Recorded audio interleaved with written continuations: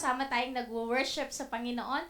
Sama-sama po nating itinataas ng pangalan ng Panginoong Hesukristo. This church is lover of Jesus. Amen. Sabi mo nga sa katabi mo, nandito ako kasi in love ako kay Jesus. Amen. Nandito ako kasi in love ako kay Jesus. Amen. Sino nandito dahil in love siya kay Jesus? Gusto pa niyang makilala ang Panginoong Jesus. Amen. So, wala po tayong ibang ipinapakilala sa church na to kundi ang Panginoong Hesukristo lamang. Amen. Praise the Lord. And I'm just honored to be letting you know that at the young age of 8, I had accepted Jesus as my Lord and Savior. At from that day forward, I am a lover of Jesus. Amen.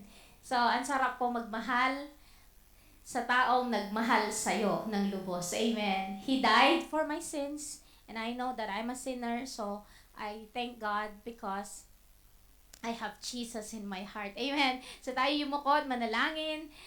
Just welcome the presence of the Holy Spirit. He's here right now. Hallelujah. Hallelujah. Heavenly Father, we thank you for all the singing, for all the worship, oh God, that we have done before you, Lord, that we have lifted our voices, and Lord, glorified your holy name, Lord. Salamat po na ito po'y mabangong samyo sa iyong harapan, Panginoon, Lord God. And that we know, Lord, that apart from you, we are nothing, O God. Lord, tunay nga, Panginoon, time will come, and now is the time, Lord God, you're seeking for people who will worship you in spirit and in truth, O God. May you find us, Lord God, worshiping you in spirit and in truth, O God. That whenever we open our mouth, whenever we utter, it is coming from deep within our hearts, Lord, lifting up to you, O God. At ito'y maging katanggap-tanggap, ito'y maging mabangong samyo sa iyong harapan ng aming mga awitin, ng aming mga pagpuri sa iyo. And today, Lord God, as I preach your word, continue, Lord God, na itago mo ako sa iyong likuran. Lord, hayaan mo, Panginoon, O God, na ikaw po ang marinig at hindi yung sarili kong tinig, Panginoon. Hayaan mo ang iyong salita ay babago sa aming mga puso, kaisipan, Lord. We came here in a different state, but we will get out of the door empowered, encouraged, restored, refreshed, Panginoon, Lord, ready for the week, O Lord God, na lilipas kasama ka po namin, Lord God, ang iyong salita ang mangunguna sa buhay ng bawat isa. Lord, we worship you, we adore you, we bless your holy name. In Jesus' name, we pray. Amen. Palakpakan po natin ang Panginoon. Hallelujah! Praise the Lord! Napakabuti po ng Panginoon. Ngitian mo nga yung katabi mo. Baka mamaya hindi mo pa kilala yung katabi mo. Kilalanin mo na din. Makipagkilala ka. Amen. Praise the Lord. Hallelujah. Welcome sa ating mga, nabibless ako, marami ngayon, i-acknowledge ko na lang po sila, no? Marami po ngayon tayong kasama, galing po sa mga Citra from a cleaning company, may mga kasama din po tayo, nag-work sa bahay, ngayon po sila nakadalo, every other Friday po silang dumadalo, may mga iba on call pag Friday, praise the Lord, cancel muna yung Friday, nandito sila ngayon, kaya let's celebrate one another, amen! So, ang topic po natin ngayon, this is actually a, na-realize ko while I'm on my holiday, while I'm nasa vacation ako, I saw something that this church has to be, kumbaga sa lalo nating pagtibayin bilang isang church. We should cultivate the family spirit in our church. Ilang lugar ang pinuntahan ko, alam nyo, marami po ako napakinggan na stories na ang mga tao po pala, kapag ka first time, makinig kayo sa mga, sino first timers dito ngayon? First timers. Pagka first timer ka sa isang lugar, syempre hindi mo alam yung pupuntahan. Ano ba yan? Nakakahiya.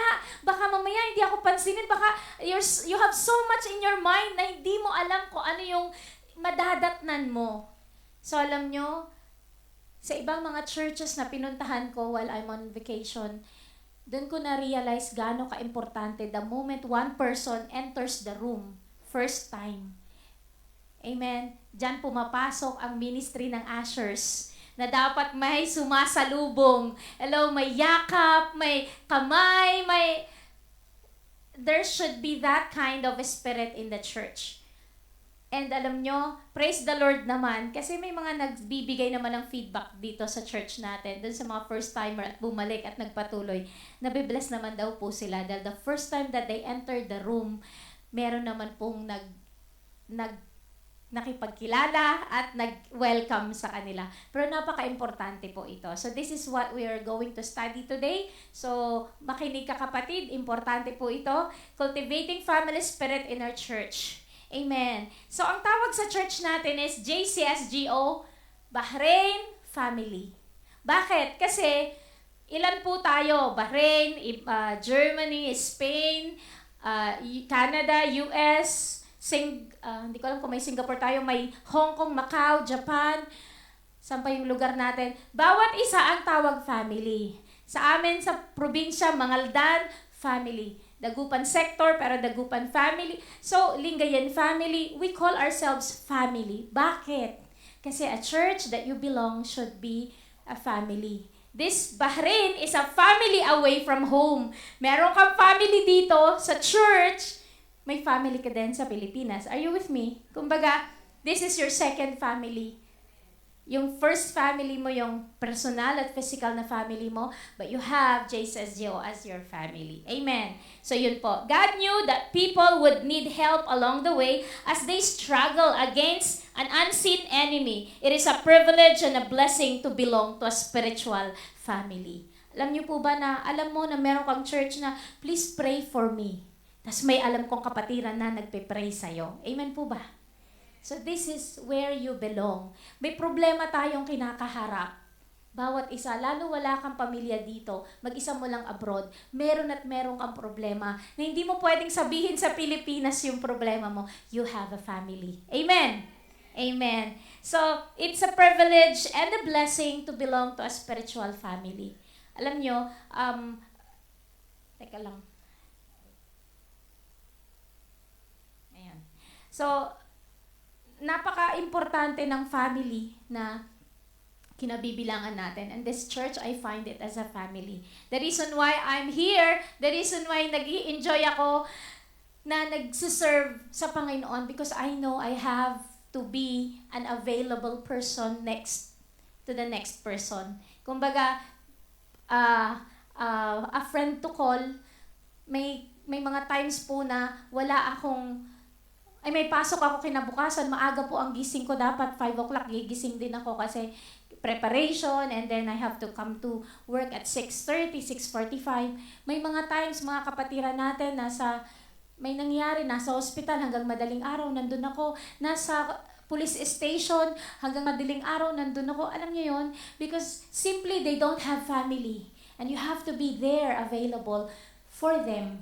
Amen po ba? So the church that you belong, hindi naman tayo aabuso, pero you know when you know, isang tawag lang. May big group tayo, magme-message ka, pray naman po, may problema, or nahihiya ka, sa care group leader ka pupunta, and you just share what's in your heart, and your care group leader will just PM me of your concern. Kung ayaw nyo naman sa big group malaman yung malaking kinakaharap ninyo, are you with me? But you have a church, you have a spiritual family where you know, hindi ka i-judge. You know that the family you belong, hindi ka i-chismis. You know that the family you belong ay hindi po nagkakaroon ng backbiting. Are you with me?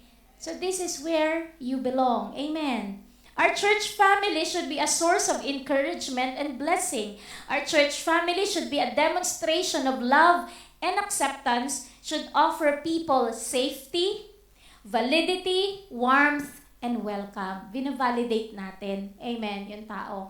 Pastora, paano yan kung makasalanan sila tapos umaattend sila sa church? We still welcome them because the Word of God will change them. Amen. We don't let them speak in front. We don't let them play the instruments because we have some rules. Pero they are welcome to come to church till the time yung salita ni Lord ang babago sa kanila. Amen po ba? The spiritual family does not offer these things, is missing out on part of its mission. Kapag ang church hindi na po ito ginagawa, namimiss na natin yung ating call bilang church. Amen po ba? Namimiss na natin yung purpose natin, and hindi na life-giving ang church na kinabibilangan natin. Amen po ba? So, kailangan makita natin that checklist, i-check nyo din. Is this church a life-giving church? Is this church, nagchichismisan na ba itong church na to? Kapag ka meron, nagchichismisan, you have to correct. You have to tell. Habang nag-uusap sila at pinag-uusapan nila, you have to tell, ay, sister, wag na po natin pag-usapan yon kasi hindi nakaka-glorify kay Lord. We have to rise up into the occasion and check one another. Amen po ba? Introduction pa lang po yun. Joshua 24 verse 15, basahin po natin ito. This is a physical family naman. Sabing ganun ni Joshua, and if it is evil in your eyes to serve the Lord, choose this day whom you will serve, whether the gods of your fathers served in the region beyond the river, or the gods of the Amorites in whose land you dwell. But as for me and my house, we will serve the Lord. Praise the Lord. Masaya po na buong pamilya kayo naglilingkod sa Panginoon. Amen. Masarap po na ito yung family natin sa Bahrain, spiritual family. Pero kasama mo ang buong pamilya mo, naglilingkod sa Panginoon. Amen po ba? Hindi yung pagka mag-asawa na, ikaw na munang a-attend. Magpapahinga muna ako. Or, mas masarap, husband and wife, and children, attending the church. Can I hear an amen? Amen! Nagdesisyon si Joshua. Sabi ni Joshua, as for me and my house, we will serve the Lord. Bahala kayo kung anong gusto nyo gawin. Kung ang iserve nyo yung God of this world or God of this country. Pero ako, as for me and my house, we will serve the Lord. Amen po ba? Sino nagdidesisyon? As for me and my house, we will serve the Lord. Amen. Friday is for the Lord. Amen. Pastora, marami pong tabi-tabi po, no? Wala akong pinaparinggan, pero marami kasi on Friday, madaming ganap, madaming part-time, sideline, mga event on a Friday.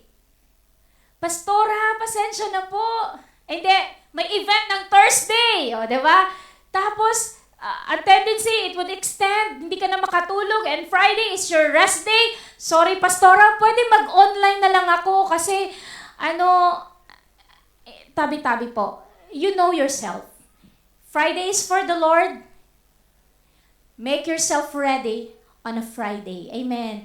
So, kahit puyat ka ng Thursday, yung iba nagtrabaho pa ng Thursday night, hindi na natulog, umattend ng church. Amen po ba?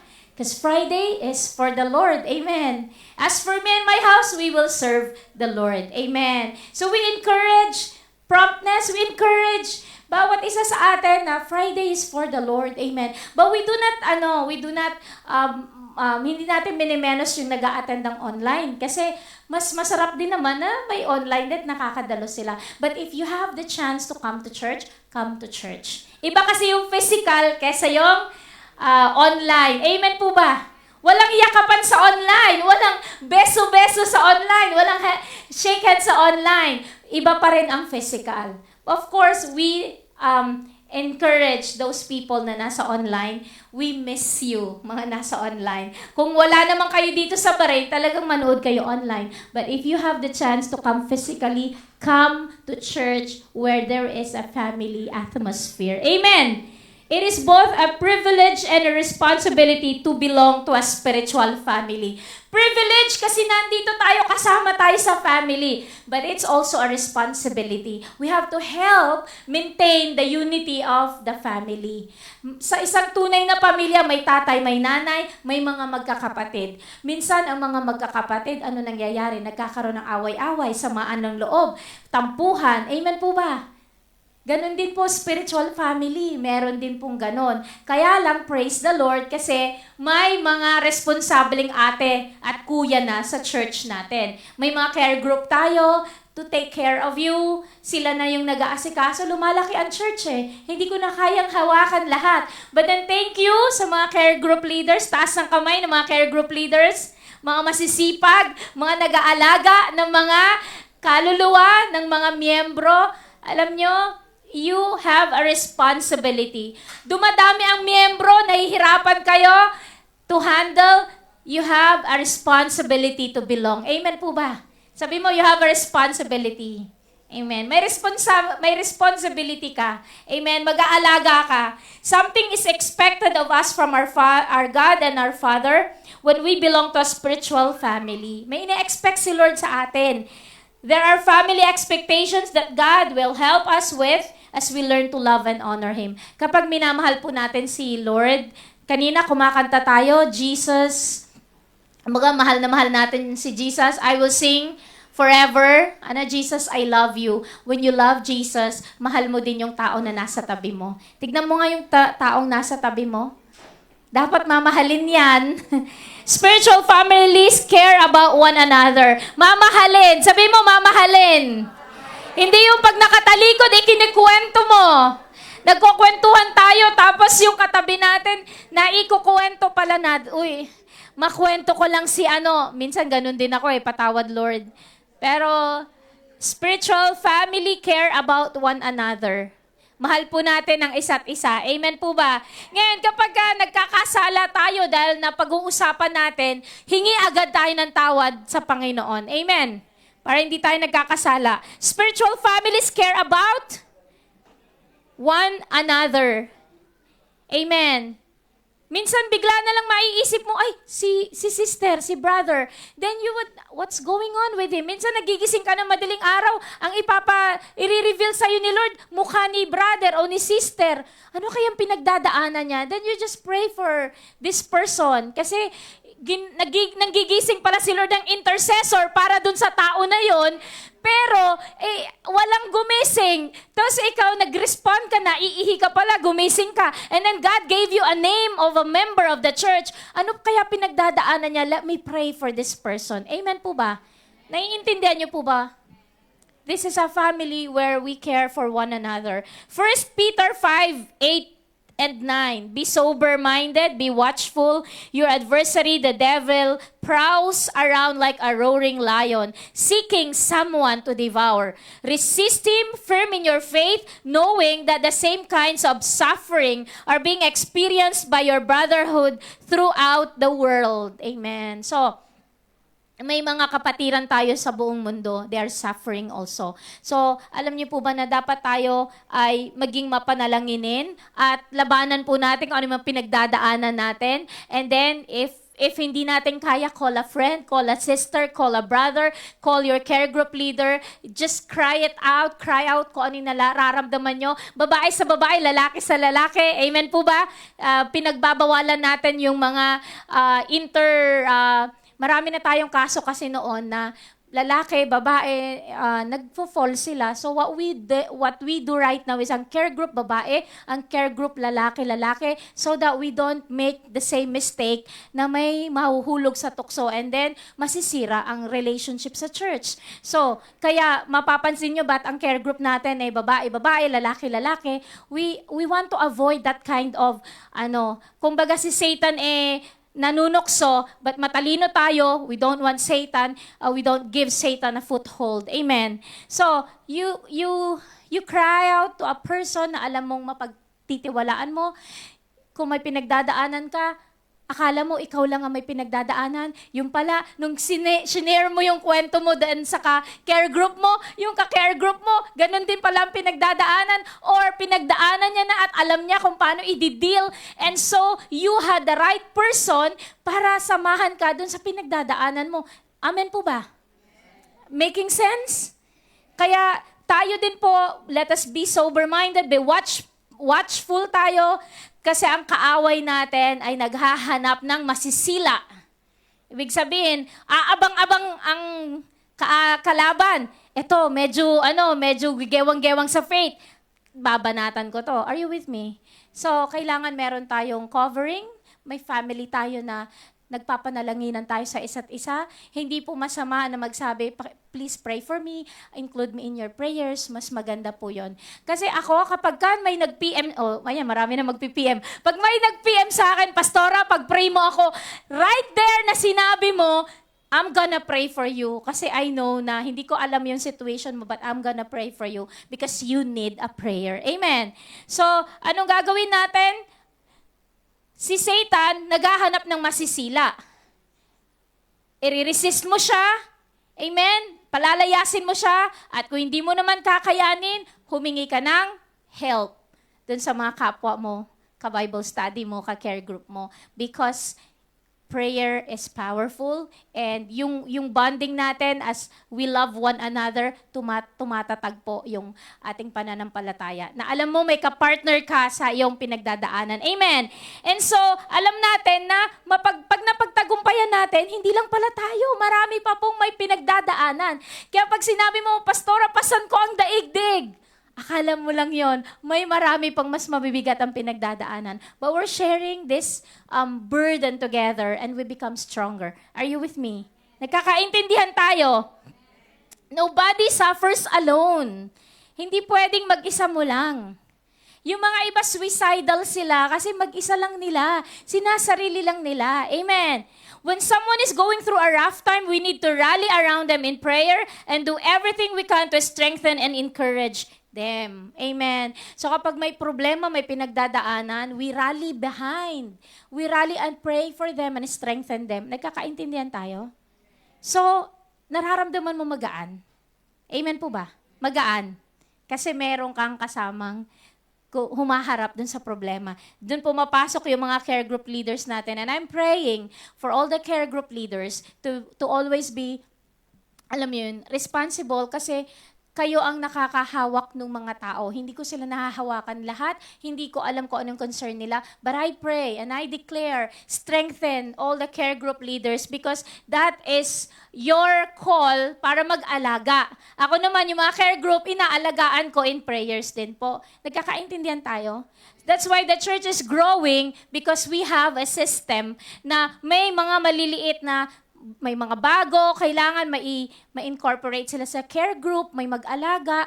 Kasi hindi pwede na attend ka ng attend, uuwi ka, wala lang lumapit sa akin. Hindi man lang ako in-approach. I feel hindi ako belong. Naalala ko, ikwento ko na lang si tita ni Brother Ronel sa New Zealand. When I was there, sabi niya, you know what, when I first came to New Zealand, the church that I attended, sabi niya, pagdating ko, yung mga miyembro, winelcome ako, niyakap ako, tapos they provided some stuff for me, mga damit, mga, alam mo yun, parang, okay, baka kailangan mo to. Ang sarap ng pakiramdam, sabi niya. So, yung first day na pag-attend niya, naramdaman niya yung welcoming spirit sa isang church. So, sabi ko, Lord, I pray that our church will be a church that welcomes people. And then, you know na kapag bago, halimbawa, galing Pilipinas, bagong-bago, alam mo, marami pang wala siya, marami pang kulang. Oh, brother, anong size ng paa mo? Ay, meron ako extra doon. Sige, bibigyan kita. Office ang trabaho mo? Ay, meron akong mga polo doon, mga hindi ko pa nagagamit o napagliitan ko kasyang-kasya sa katawan mo. Ang sarap ng pakiramdam pag ganun. Are you with me? Diba? Sino nakakaranas ng ganon dito sa church? Naramdaman mo yung welcoming attitude na ganon. Andyang ipinag-shopping ka pa ng mga kalalakihan. Tapos, nagkakaintindihan tayo. Ang sarap ng pakiramdam. Nag-shopping sila, tapos para sa'yo yung sinapping nila. Wow! Diba? Sino nakaranas ng ganon? Ay, dito na ako! Diba? Ang sarap ng pakiramdam. That spirit is what we're looking for. Hindi lang tayo mukhang material, pero we know that somebody needs something and you have an extra with you. Why not share what you have? Amen po ba? Yun yung pakiramdam na meron dapat ang nakikita sa church, na yung pagdating mo, hindi ka naman nila kilala, pero feeling mo, kilalang kilala ka na nila because of the welcoming attitude that they have. Amen po ba? So that's the spirit that we need in a church. Amen po ba? Hebrew 3 verse 13. Amen. Diretso po natin. But exhort one another every day as long as it is called today, that none of you may be hardened by the deceitfulness of sin. Alam nyo, kailangan po nating exhort one another. Kulitin natin yung mga kapatiran, bakit hindi sila naka-attend, anything, they have any concern, we can pray for them. Amen po ba? So, wag po nating hahayaan sila. Kasi baka mamaya, andyan na pala si Satan, andyan na ang kasalanan na kinakawayan sila, maya-maya, Unang Friday, hindi mo napansin na wala si sister o si brother. Second Friday, hindi mo alam, si Satan, inuunti-unti na siya, na dinideceive na siya, may mga pinapakita na si Satan sa kanya, something that would distract him, and then later on, wala na siya sa Panginoon. So, let us exhort one another. Kapag miyembro ng care group mo at hindi naka-attend, kumustahin mo. Anong problema mo, sis? Bakit wala ka nung Friday? Hindi ka naka-attend. Transport ba issue? Marami po tayong transport na nag-aantay lang ng message. So, wag po kayo mahiya. Ang problema ko lang, kung wala kang internet, hindi tayo magkaka-kontakan. Hindi ka makakadalo. Pero as long as may internet ka na, pero may regular call naman, pwede naman natin silang tawagan. So, let us exhort one another and let us encourage one another. Amen po ba? Kailangan po nating mahalin ang bawat isa at i-encourage natin. Amen. May mga tao kapag i-follow up mo regularly, every week, mapapagod na siya sa kaka-follow up mo, dadalo na siya next week. Bakit? Kasi sabi nila, nakakahiya na, lagi na lang akong fina-follow up. Alam niyo po ba, yung mga taong ganon, na pinagbigyan ka lang dahil kaka-follow up mo, maya-maya sila pa yung tumatagal sa church. Kasi the word that God has prepared for them, nung umaten sila, sakto, tumimo sa puso nila, tumagos, amen, at nagbunga. 30-fold, 60-fold, 100-folds. Amen. Kaya napaka-importante po, let us exhort one another. Sabi mo sa katabi mo, exhort one another. Palakasin, patatagin, tapik-tapikin. Amen. At sabi mo, bro, kaya mo yan. Sister, kaya mo yan. Walang problemang walang solusyon. Etong tinuro sa akin. Walang problemang walang solusyon. Sabi mo sa katabi mo, walang problemang walang solusyon. Kailangan mo lang mag-share. I-share mo sa kapwa mo, i-share mo yung pinagdadaanan mo. Kasi yung problema mo, problema din pala niya noon. And then, she can help you with. Amen. Praise the Lord. 1 Thessalonians 3 verse 2. Are you with me? Nagkakaintindihan tayo? And we sent Timothy, our brother and God's co-worker in the gospel of Christ to establish and exhort you in your faith. Amen. So kailangan po tayong manampalataya sa Panginoon, and thank you sa mga tao na pinapadala ni Lord para i-exhort tayo. Minsan yung faith level mo, pabagsak na ng pabagsak, halos hindi ka na manampalataya. But then the Lord will send someone to exhort you. Minsan may PM sa'yo, kamusta ka na kapatid? Tapos biglang, bakit niya ka kinukumusta? Alam niya kasi, naramdaman niya sa spirit niya na something is wrong with you. Pag kinumusta ka, anything that I can pray for you, sabi niya ganun, you share your prayer concerns. Amen po ba? So kailangan po talaga magpalakasan tayo as a church. Malapit na dumating si Lord, and there are so many struggles na pinagdadaanan, mas matitindi pa ngayon, but the church has to be strengthened. Amen. Dapat yung unity ng church natin is strengthened so that we can strengthen one another. Amen. So let us just have this kind of attitude of strengthening one another. Colossians 4 verse 8, I have sent him to you for this very purpose, that you may know how we are and that he may encourage your heart. Sabi sa Colossians 4 verse 8. Kumbaga, alamin natin ang kalagayan ng isa't isa. Alam nyo, maganda yung online Bible study, pero higit sa online, maganda rin po ang physical. Kasi pag nag-physical, maraming hindi na pag-uusapan pag nag-o-online lang kayo. Pero pag nagkita-kita kayong physical, doon nyo na pag-uusapan ng maraming bagay-bagay. Amen. So iba pa rin yung physical na nagkikita-kita. Amen. Over a dinner, over coffee, ano man yon.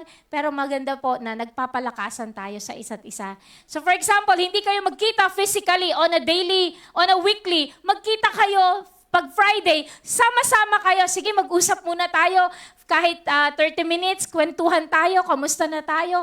Yung mga ganon, you can always devote yung time para magpalakasan tayo. Amen. Kasi importante po ito. Amen.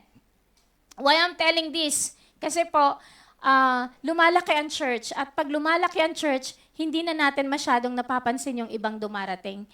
Pero at least the small group, meron siyang kakilala. Amen po ba?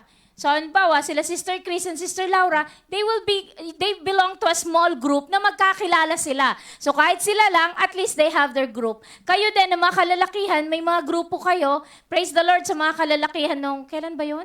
You had your fellowship?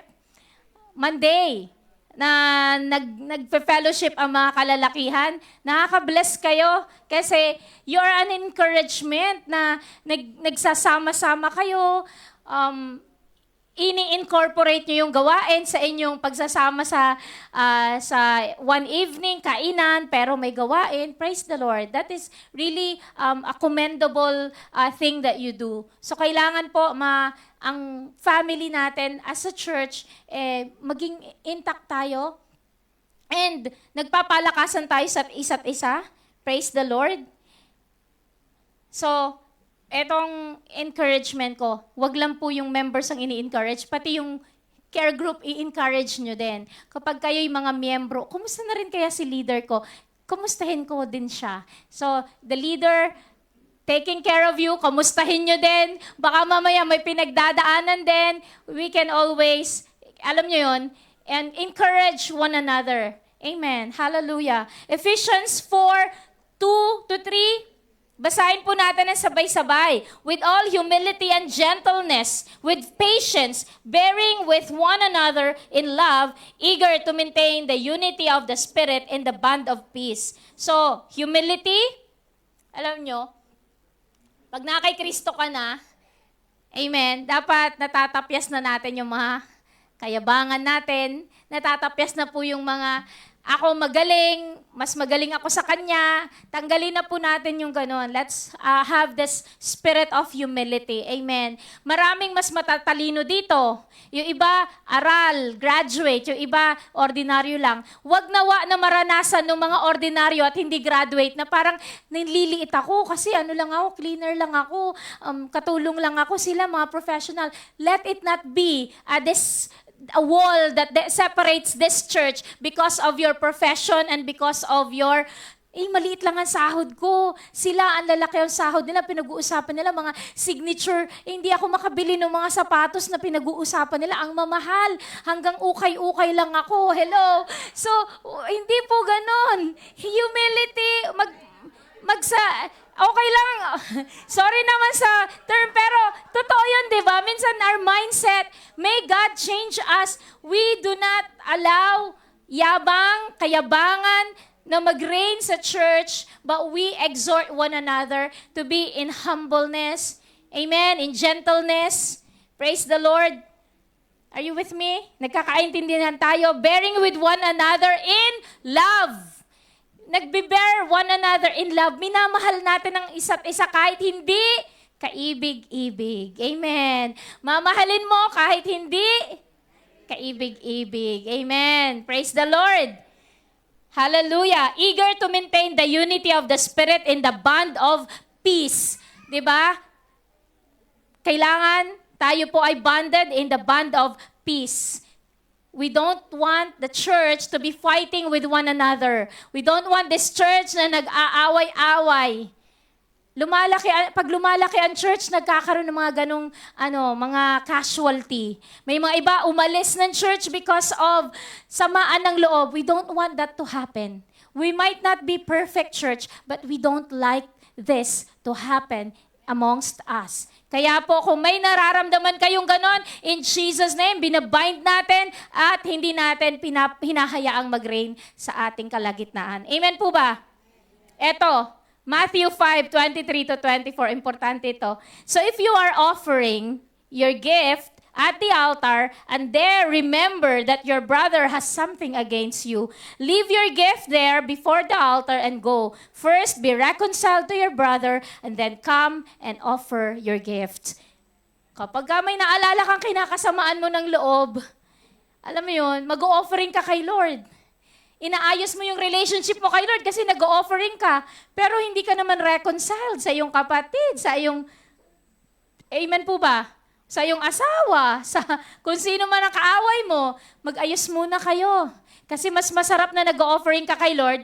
Kasi ang offering kay Lord is you're appeasing the heart of God. You're touching the heart of God. How can you touch the heart of God kung ikaw mismo, nanggagalaiti ka, galit na galit ka, meron kang kinakasamaan ng loob, you wanted to fight back. Are you with me? Paano yung offering mo kay Lord? Will it be acceptable before God? Ayusin mo muna yung relationship. Are you with me? Do you remember someone na nakasagutan mo or hindi, pastora, masama talaga ang loob ko. Release. Sabi mo sa katabi mo, release. Release. Release. Hindi ko alam, sa mga maliliit lang simpleng tampuhan or may usapang legal na, may involved na yung mga, alam niyo yun, pero we never have to fight back and speak negative words against one another. Importante yan. Amen. At, alam niyo po ba, I'm closing. Alam niyo, si Satan, tuwan-tuwa siya kapag nagkaka-away-away ang mga relationships. He is after your relationship. He wants to destroy your relationship. Kahit na anong relationship yan, any relationship, because he wanted to destroy your relationship with God. Kapag nasira yung relationship mo sa Panginoon, panalo siya. So he will do everything to destroy relationships. Whether it be relationship na magkapatid, mag-asawa, nanay at anak, magkakulig, magkatrabaho, magkasama sa church, all relationships the devil wants to destroy. Because he wants to destroy your relationship with God. Kasi hindi ka maka-worship, makataas ng kamay, kapag yung relationship mo sa ibang tao ay hindi ayos. So gusto niya sirain ang relationship. And alam niyo, particularly relationship in the church, he wants to destroy. Because this is our spiritual relationship. Kapag tayo ay hindi naka-overcome dito, tuwan-tuwa siya that this church will be scattered kasi sinisira niya tayo eh. But we will not allow the enemy. Amen po ba? We will not allow the enemy to destroy us. We will not allow the enemy to destroy relationships in this church. We will not allow because God is love and He loves us so much. So dapat ang makita una sa atin is we're emitting the love of God. Amen. So kapag may first time na dumating, let them feel the love of God overflowing in our hearts. Amen. And let this love continue to spread, amen, all over. Na kapag dumadating ka pa lang, ang aura mo, pagmamahal ang aura mo. Ibig sabihin, ang aura mo, hindi yung pag nandiyan ka na, may mga taong masisira ang relationship dahil ikaw naninira. Ikaw yung madaldal at nasisira ang relationship. Hello, we ask that our words be seasoned with salt para pag dumadating tayo na pag-aayos natin ng mga hindi ayos. Amen po ba?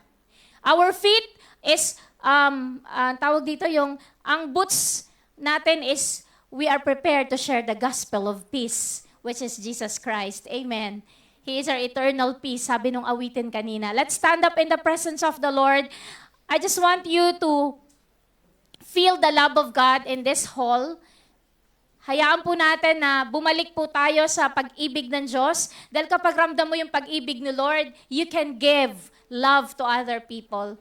We cannot give what we do not have. We can only give what we have. And this is the love of Jesus. Amen. Hallelujah. Thank you, Jesus. Lord, this is our prayer na ang church na to, Lord, ay mag-abound sa pag-ibig mo, Panginoon. Lord, hayaan mo na makilala ka pa namin how deep, how wide, how high is your love for us, Panginoon. Upang lahat ng tao sa paligid namin, matutunan naming mahalin, Panginoon. Hallelujah. Thank you, Jesus. Let's just take the time to just talk to God, thanking Him for His love for us, and receiving that love na pinupour out ng Panginoon sa atin. Lord, we want to thank you for your love. Keep pouring out your love to us. Keep pouring your love. Let us be secure in your love. Kapatid, huwag kang hihinto hanggat hindi mo nararamdaman yung dakilang pag-ibig ni Lord. Buong-buo, pinupuno ka niya. Hallelujah. Let the love of God be felt by one another, exhorting one another, strengthening one another. Hallelujah, we worship you. Sige po, kausapin natin ng Panginoon. Lord, I want to experience your overflowing love in my life so that I will learn to understand you, Lord, to understand how you love people. Lord, we pray that this church be a loving church, be an accommodating church, oh God. Lord, shake off anything, Lord God, that is not of you in this church. Lord, ang mga chismisan, ang mga samaan ng loob, Panginoon, ang mga, Lord, galit po ay tunay nga winawaksin namin sa aming kalagitnaan. In the name of Jesus, we destroy any work of the enemy in this church.